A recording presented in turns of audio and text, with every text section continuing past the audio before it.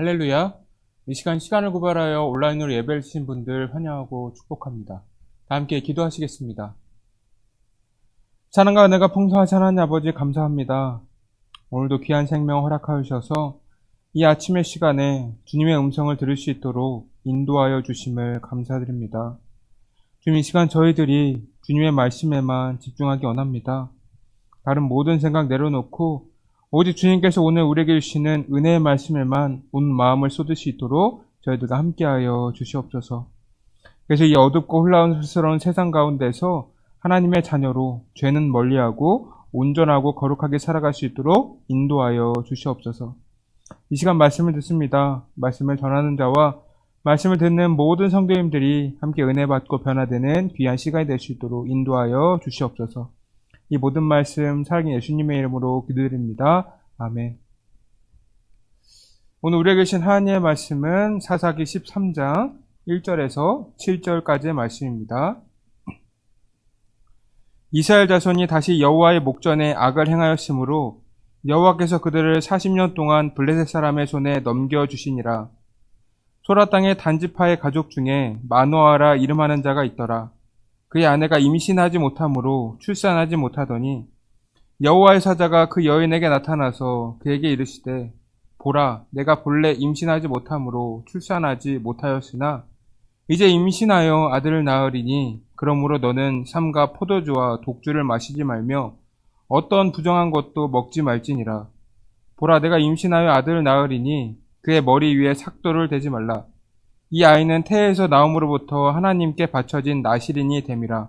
그가 블레셋 사람의 손에서 이스라엘을 구원하기 시작하리라 하시니 이에 그 여인이 가서 그의 남편에게 말하여 이르되 하나님의 사람이 내게 오셨는데 그의 모습이 하나님의 사자의 용모 같아서 심히 두려움으로 어디서부터 왔는지를 내가 묻지 못하였고 그도 자기 이름을 내게 이르지 아니하였으며 그가 내게 이르기를 보라, 내가 임신하여 아들을 낳으리니 이제 포도주와 독주를 마시지 말며 어떤 부정한 것도 먹지 말라. 이 아이는 태에서부터 그가 죽는 날까지 하나님께 바쳐진 나실이민이 되림이라 하더이다 하니라. 아멘. 오늘 본문의 말씀을 보시면 이 마노아라고 하는 사람이 등장하는 것을 볼 수가 있습니다.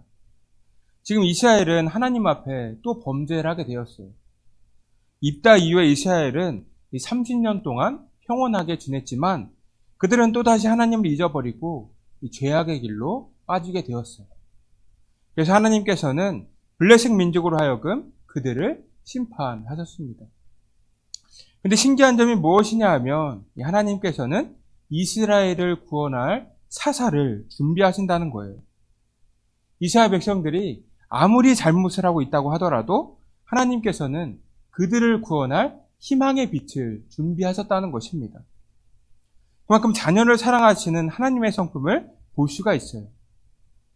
오늘 등장하는 마노아라는 사람은 이 성경에서 많이 언급되는 사람은 아닙니다. 여러분들도 이 마노아라는 이름이 굉장히 생소하실 거예요. 우린 대부분 큰 일을 행하였던 사람들만을 기억하지 않습니까?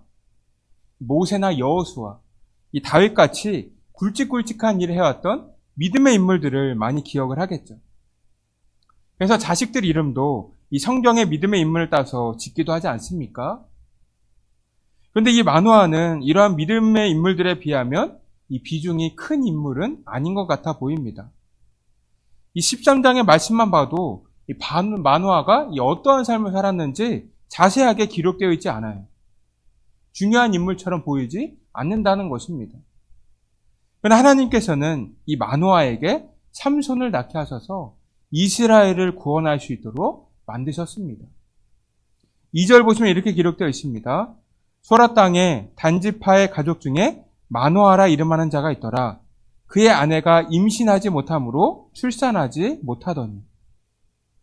여러분, 이 마노아에게는 이 아내가 한 명 있었는데 출산을 하지 못하였습니다. 그런데 여호와의 사자가 이 여인에게 나타나서 아들을 낳을 것이라고 말씀을 하고 있어요. 하나님께서는 왜 마노아의 집으로 가셔서 삼손을 주셨을까요? 굳이 왜 이렇게 평범한 집안에 찾아가셔서 이 삼손을 주시고 그를 나신으로 키우라고 말씀하셨는지 그 이유를 알아야 합니다. 여러분, 이 마누아라고 하는 사람은 이 사람들이 보았을 때 위대한 업적을 남기지 못하였지만 이 하나님께서 말씀하신 것들을 충실하게 지키며 살아갔던 사람입니다. 그는 첩을 두지 않았어요. 여러분, 고대 사회를 보면 이 첩은 기본적으로 있지 않습니까? 이스라엘의 지도자였던 사사들조차도 이 첩을 두었어요. 이 8장을 보시면 기드온은 아내가 많았는데 그의 몸에서 낳은 아들이 70명이었다고 기록되어 있습니다. 이뿐만 아니라 야엘 같은 사사도 아들이 30명이나 되었습니다. 이 상식적으로 한 아내에게서 30명이나 된 아들이 나올 수는 없겠죠. 다른 아내를 많이 두었기 때문에 그렇게 많은 아들들이 태어났다는 것입니다. 이렇게 아내를 여러 두고 첩을 둔다는 것은 고대 사회에서는 굉장히 흔한 일이었습니다. 이 사무엘상의 엘가나의 집안을 보더라도 두 아내가 있지 않았습니까? 한나와 브닌나였죠. 근데 이 엘가나는 레위 지파 사람이에요. 신앙의 명문가였다는 것입니다. 그럼에도 아내를 2명 두었다는 거예요. 여러분, 하나님께서는 일부 다처제를 허락하신 일이 없습니다. 한 남자와 한 여자가 가정을 이루어야 한다고 말씀하셨어요. 그것이 가장 아름다운 가정의 형태이기 때문입니다. 이 아내를 열어 두었을 때 문제점은 우리가 잘 알듯이 가정의 불화예요. 이 성경에서 배다른 형제들이 서로 대립하는 경우가 많이 있지 않습니까? 이 사라와 하갈이 서로 사이가 좋지 않았고 이 한나와 브닌나 또한 사이가 좋지 않았어요. 이 현재 상황에서는 첩을 통해 자녀를 낳을 수 있기 때문에 기쁨이 생긴 것처럼 보이지만 실제적으로는 질투와 다툼이 일어나는 것을 볼 수가 있습니다. 이 배다른 형제들의 싸움은 우리가 TV에서도 많이 볼 수 있는 광경 아닙니까? 이 사극에서도 배다른 형제들의 싸움이 많이 반영이 되었죠. 이 같은 친형제끼리도 재산 때문에 많이 싸우는데 어머니까지 다르다고 한다면 더 말할 것도 없죠. 어찌 보면 불행이 시작될 수밖에 없는 것입니다. 여러분, 이 정치적, 종교적 지도자라고 불린 사사들도 이 여러 아내나 이 첩을 두는 상황인데 다른 이스라엘 사람들은 어떠했을까요? 이스라엘 백성들도 여러 아내를 두었겠죠. 그러나 이러한 상황 가운데서도 마노아는 다른 아내를 두지 않았습니다. 이 다른 아내를 맞이한다거나 첩을 몇 명 둔다면 지금 아내가 자식을 낳지 못한다고 하더라도 이 자신의 대를 이을 수 있는 것 아닙니까? 다른 사람들도 그렇게 다 대를 이어가잖아요. 고대 사회에서는 그것이 일반적이었기 때문에 다른 이들에게 비난받을 필요도 없습니다. 그러나 마노아는 자식이 없음에도 다른 아내를 두지 않았습니다. 이 하나님께서 원하시는 생활하기 위해 노력을 했다는 거예요. 그러한 삶을 살았기 때문에 하나님의 축복을 받고 삼손을 낳게 되었다는 것입니다. 이 5절을 보시겠습니다. 보라, 내가 임신하여 아들을 낳으리니 그의 머리 위에 삭도를 대지 말라. 이 아이는 태에서 나옴으로부터 하나님께 바쳐진 나실인이 됨이라. 그가 블레셋 사람의 손에서 이스라엘을 구원하기 시작하리라 하시니. 여러분, 이 나신이라는 것은 헌신하는 자 또는 성별된 자라는 뜻을 가지고 있어요. 즉, 나실인은 특별히 하나님께 헌신하고 봉사하기 위해 구별된 사람을 의미하는 것입니다. 이 나실인에 대한 법은 민수기에 자세하게 기록되어 있는데요. 이 나실인에게는 특별히 요구되는 절제 생활이 있습니다. 이 첫 번째로 나실인들은 술은 물론이고 포도나무에서 나오는 그 어떤 소산물도 입에 댈 수가 없어요. 그 이유는 이렇습니다. 이 스스로 하나님께 구별해 드린 사람들은 오직 하나님의 뜻과 명령에 따라 생활해야 했기 때문이에요. 이 술을 마시면 이 사람의 판단력이 흐려지지 않습니까? 이 하나님의 일을 하기 위해서는 제대로 된 판단을 해야 하고 신중해야 합니다. 따라서 자신의 정신을 혼미하게 만드는 음식물을 단호하게 절제해야 했다는 것입니다. 이 두 번째로 머리를 자르지 말라고 하였습니다. 여러분, 여기서 하나님께서 왜 머리카락을 자르지 말라고 했을까요? 이 머리카락은 생명력을 상징하는 것입니다. 이 살아있는 사람만이 머리카락을 생성할 수 있는 건 아닙니까? 이 죽은 사람은 머리카락이 나지 않잖아요. 그래서 머리를 기르는 것은 생명의 주인이신 하나님을 온 마음으로 섬기겠다고 하는 헌신의 의미가 담겨져 있는 거예요. 그래서 자신을 볼 때마다 나의 생명은 하나님께로부터 오는 것이다 생각했다는 것입니다. 이 마지막 세 번째로 시체를 가까이 하지 말라고 기록되어 있습니다. 여러분, 죽음은 우리의 죄악에서 오는 결과입니다. 로마서 6장 23절 보시면 이렇게 기록되어 있어요. 죄의 삭은 사망이요 하나님의 은사는 그리스도 예수 우리 주 안에 있는 영생이니라. 이 아담과 하와가 선악과를 먹음으로써 이 죄가 세상에 들어왔습니다. 본래 그들은 하나님과 영원히 행복하게 살 수 있었음에도 죄 때문에 에덴 동산에서 쫓겨나고 이 죽음을 맞이하게 되었어요. 그렇게 죽은 시체는 죄의 결과를 상징하는 것입니다.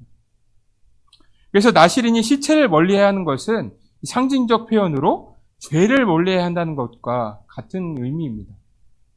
이렇게 하나님께서는 나실인에 대해서 구체적으로 말씀을 하셨어요. 굉장히 까다로운 조건들이 많지 않습니까?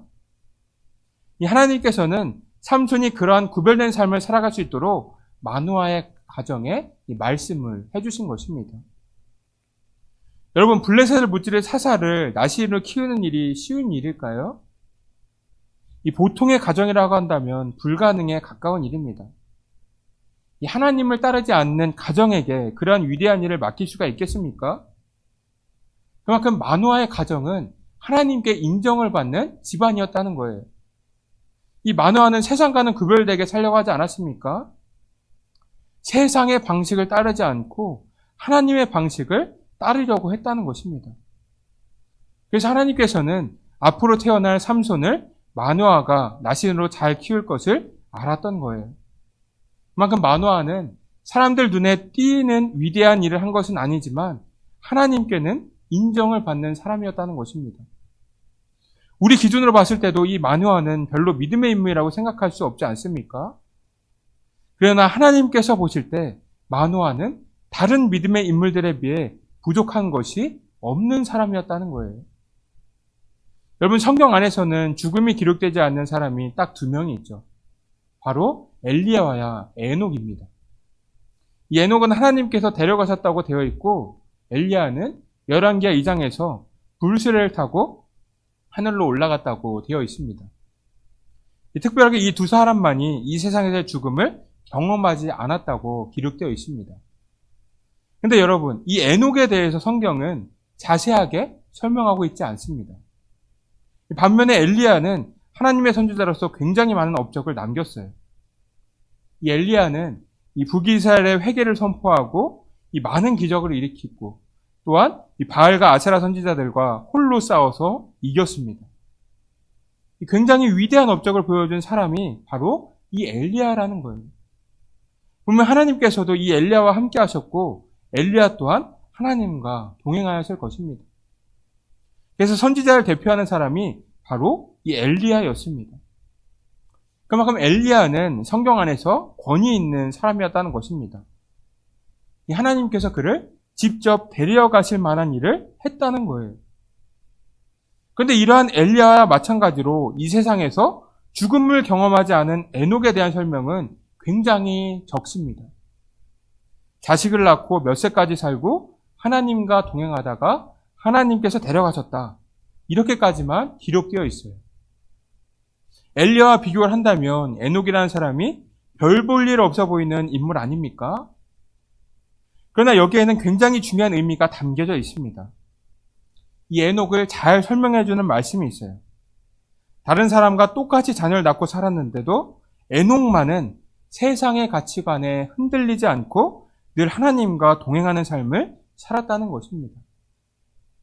그런 에녹의 삶을 하나님께서는 기뻐하셨다는 거예요. 그래서 하나님께서는 에녹이 세상에서 죽게 만들지 않으셨고 그를 데려가셨습니다. 이 엘리야의 삶이나 에녹의 삶이나 모두 하나님께서 기뻐하시는 일을 했다는 것입니다. 여러분, 하나님과 동행한다는 것은 쉬운 일이 아닙니다. 이 세상의 방식을 따르지 않고 하나님만을 바라보면서 하나님과의 걸음걸이를 맞춰야 하기 때문입니다. 우리는 하나님을 열심히 예배는 하고 있지만 하나님께서 원하시는 삶을 살지 못할 때가 많잖아요. 그런데 이 에녹은 늘 하나님과 동행하면서 거룩한 삶을 살아갔다는 것입니다.